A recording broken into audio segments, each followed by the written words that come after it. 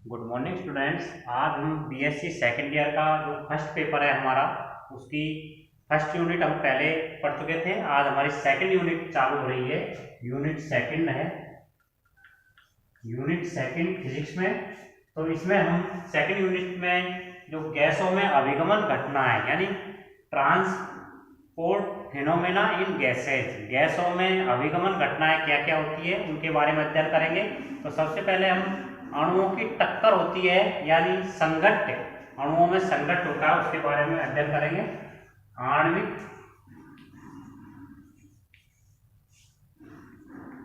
संघट्ट यानी आणविक टक्कर, मॉलिक्यूलर कॉलिजन्स,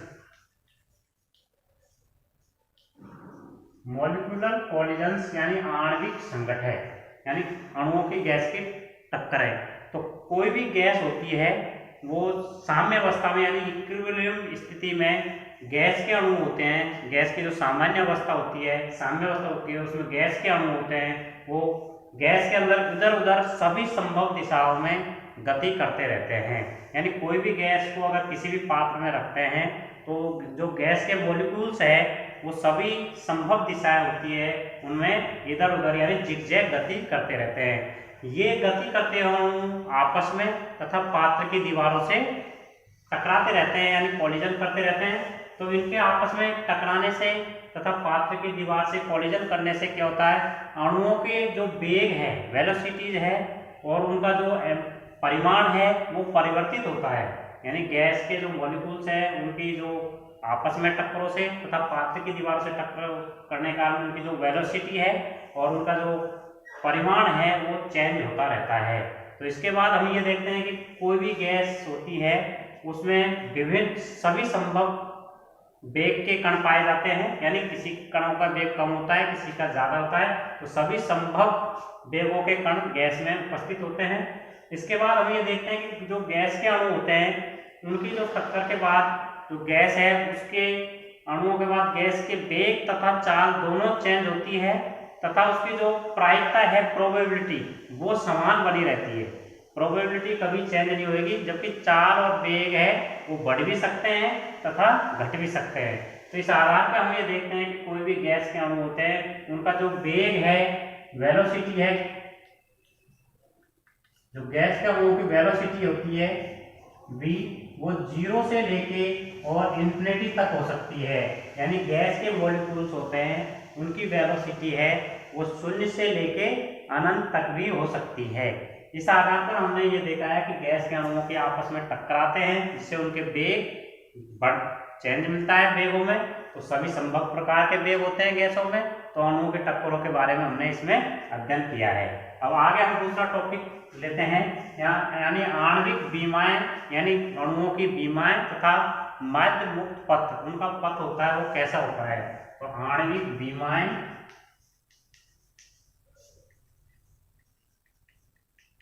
तथा माध्य मुक्त पथ, माध्य मुक्त पथ, इसके बारे में अध्ययन करेंगे। यानी आणविक विमाएं, molecular dimensions and mean free path,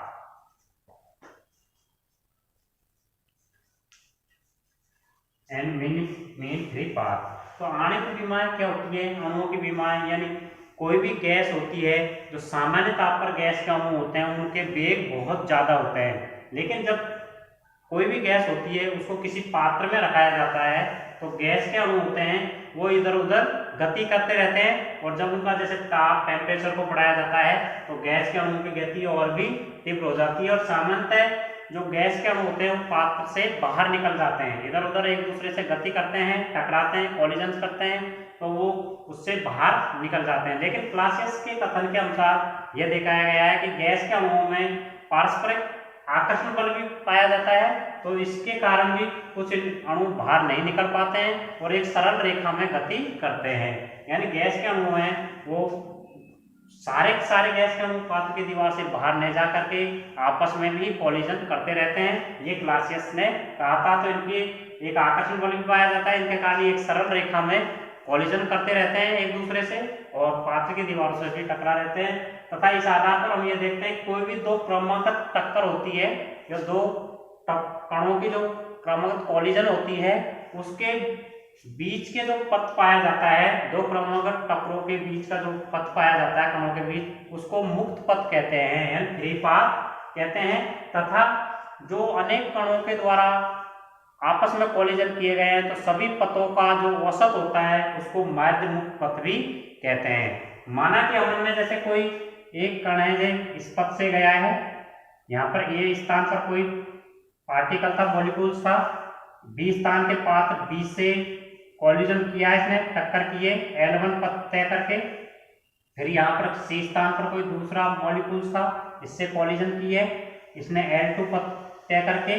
फिर इसने माना कि डी स्थान पर एक दूसरा मॉलिक्यूल्स था, उससे इसने L3 पथ तय करके कॉलिजन किए।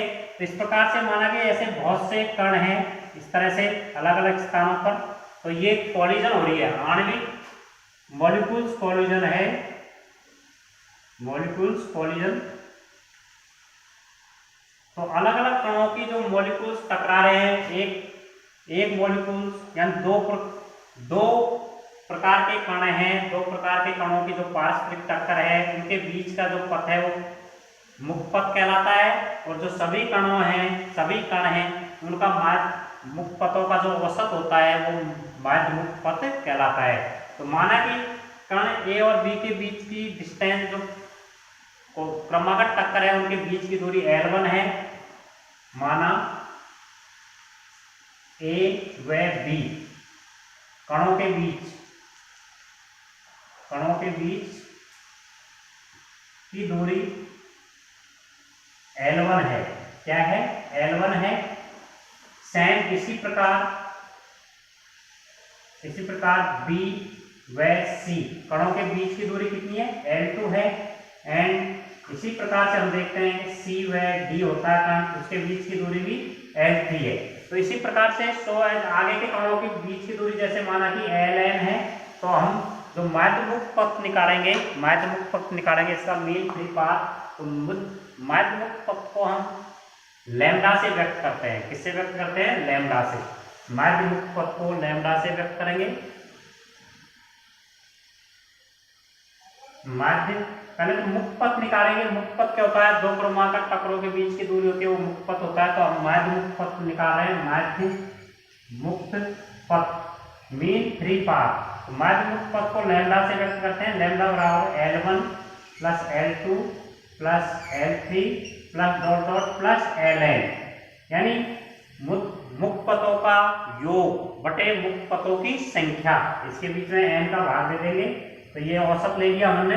तो इसको लैम्डा बराबर जो कुल लंबाई इसको L कह देंगे और बटे n। तो ये हमारा माध्य मुक्त पथ आ गया, लैम्डा बराबर L बटे n, जहाँ L बराबर L1 plus L2 plus L3, यानी n संकटों में n क्या है? यहाँ टक्करों की संख्या है। n क्या है? यहाँ n टक्करों की संख्या है। इसकी है टक्करों की संख्या है, यानी नंबर ऑफ कॉलिजन्स, यानी नंबर ऑफ कॉलिजन्स टक्करों की संख्या है। तो कुल टक्करों की संख्या, कुल टक्करों का जो माध्य मुक्त पथ है, मुक्त पथों की लंबाइयों का योग बटे कुल कॉलिजनों की संख्या। तो उसको इससे डिवाइड करेंगे तो हमारा माध्य मुक्त पथ आ जाएगा। तो आज हमने जो गैसों के अभिगमन की घटनाएं वाला चैप्टर है उसमें मॉलिक्यूल्स के बारे में पढ़ा है, मैंने मॉलिक्यूल्स की कॉलिजन के बारे में पढ़ा है तथा माध्य मुक्त पथ के बारे में पढ़ा है। अब हम नेक्स्ट माध्य मुक्त पथ है या मीन फ्री पाथ है उसका फॉर्मूला निकालेंगे, जो आगे के टॉपिक में हम पढ़ेंगे।